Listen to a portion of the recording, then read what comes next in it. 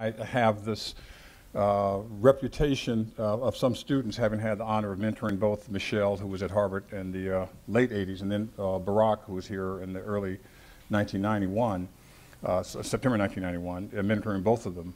And my students now go and saying that they are abs and BBs. I'd never quite understood what they meant. They were trees, abs, and BBs. And they said, oh, we're after Barack or before Barack. It's very hard to confine comments about our president to one subject.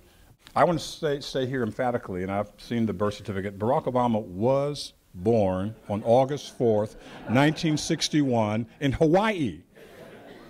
Not in Kenya or any other place that people have claimed. His family was not very religious on his mother's side or his father's side, and yet he tried to find religion, to find something to explain why he was doing all the things he was doing as a young man.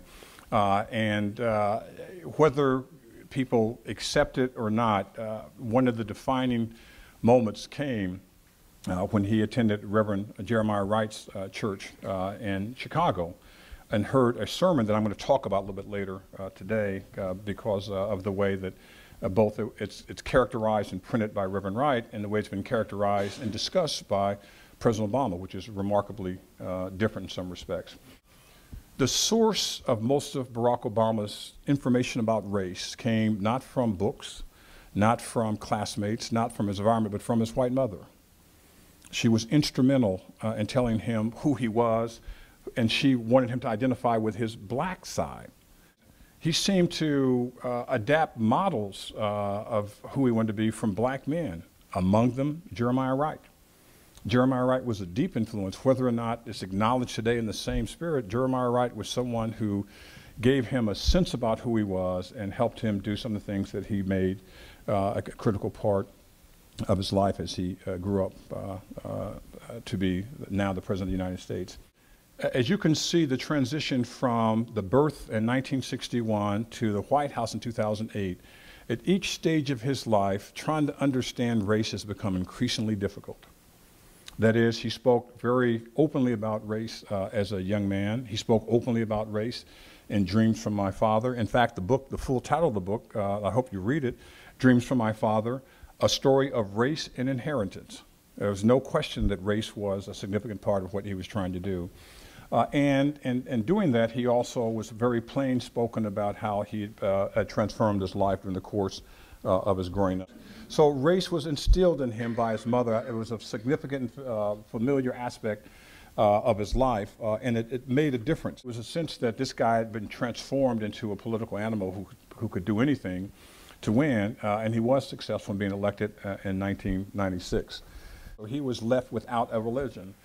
And what did he do? He started going around the community trying to figure out how to garner support, and he went from church to church, from minister to minister, to find out where he should go. He was trying to find a place that would accept him and it would be acceptable to him. And what's so fascinating is that he ended up actually meeting Reverend Wright from the Trinity United Church of Christ, and they struck off a friendship.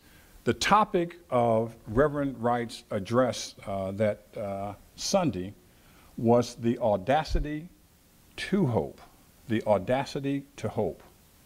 And Barack Obama said that he was just overwhelmed listening to this, and he didn't even realize it when a young kid handed him a tissue because tears were running from his eyes because he was so overwhelmed by Reverend Wright's powerful message.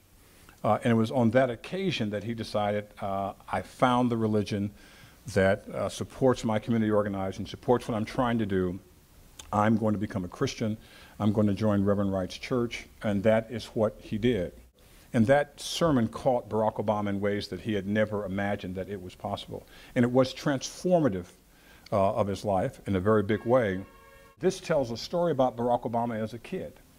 That is, when he was in high school at Punahou High School in Hawaii, I went to that high school and saw this.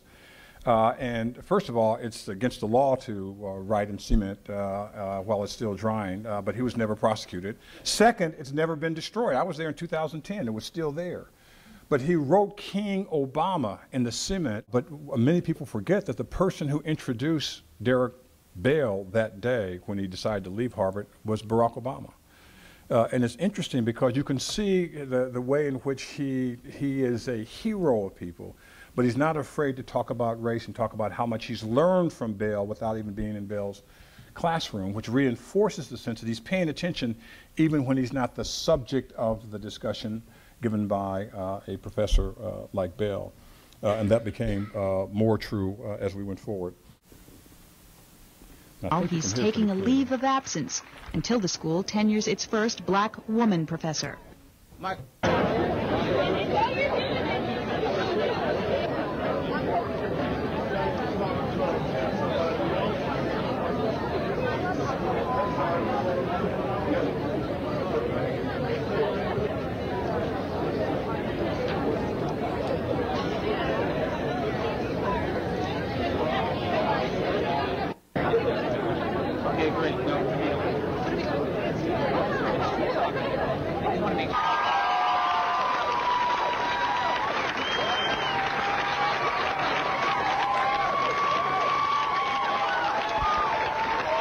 First-year students.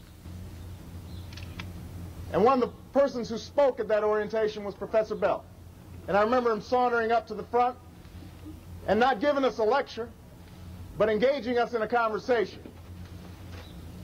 and speaking the truth and telling us that he has to learn at this place that I've carried with me ever since. Now, how did this one man do all this? How's he accomplished all this? He hasn't done it simply by his good looks and easy charm. Although he has both in ample measure. He hasn't done it simply because of the excellence of his scholarship. Although his scholarship has opened up new vistas and new horizons and changed the standards of what legal writing is about.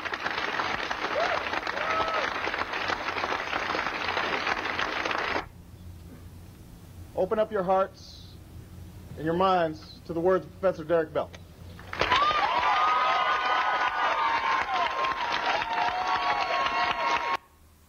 Now, what makes this so interesting when you think about it, of course, we hid this throughout the 2008 campaign, so no, I don't care if they find it now, but right, because it just told you that his growth had been astronomical in terms of his sense about race in a very complex world. Trying to deal in the world of the law review, world of Harvard Law School, etc. He's not a socialist. He's a Democrat. He's a moderate Democrat. He's not a Muslim, though he certainly embraces that, but he's not a socialist at all. I think that one thing, he believes in the role of government in trying to alleviate some of the problems of the citizens, and I don't call that socialism, and I think that it's mischaracterized as socialism when people say that. Because what he's trying to do is to make government responsible. And it's because of Roosevelt that democracy worked again. We only have 2 terms to president, right?